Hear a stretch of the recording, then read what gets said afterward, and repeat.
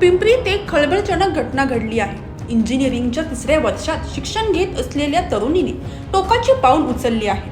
बॉयफ्रेंडच्या शारीरिक आणि मानसिक त्रासाला कंटाळून 20 वर्षीय तरुणीने 15व्या मजल्यावरून उडी मारून आत्महत्या केली आहे।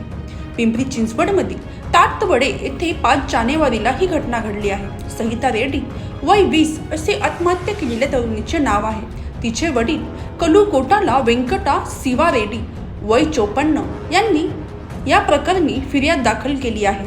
प्रणव डोंगरे वय 20 याला पोलिसांनी अटक केली आहे। पोलिसांनी दिलेल्या माहितीनुसार सहिताने 5 जानेवारीला सायंकाळी 4:45च्या सुमारास राहत्या इमारतीच्या 15व्या मजल्यावरून उडी मारून आत्महत्या केली। या प्रकरणी सुरुवातीला आकस्मिक मृत्यूची नोंद करण्यात आली होती। यानंतर सहितेचे मित्र आणि मैत्रिणी तिचे वडील कलुकोटाला रेड्डी यांना भेटण्यासाठी आले। सहितीने मृत्यूपूर्वी तिच्या मोबाईलवरून मैत्रिणीला मोबाईलचा पासवर्ड आणि सोसायटीमधील मित्राचा नंबर शेअर केला होता। याची माहिती मैत्रिणीने सहितीच्या कुटुंबियांना दिली। त्यानंतर कुटुंबियांनी सहितीचा मोबाईल फोन अनलॉक केला।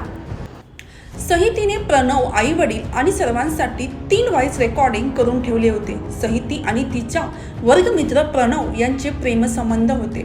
सहितीच्या प्रेमाचा गैरफायदा घेऊन प्रणव हा तिला वारंवार शारीरिक आणि मानसिक त्रास देत होता। त्याच्या त्रासाला कंटाळून तिने आत्महत्या केल्याचे व्हॉइस रेकॉर्डिंगवरून तपासात समोर आले।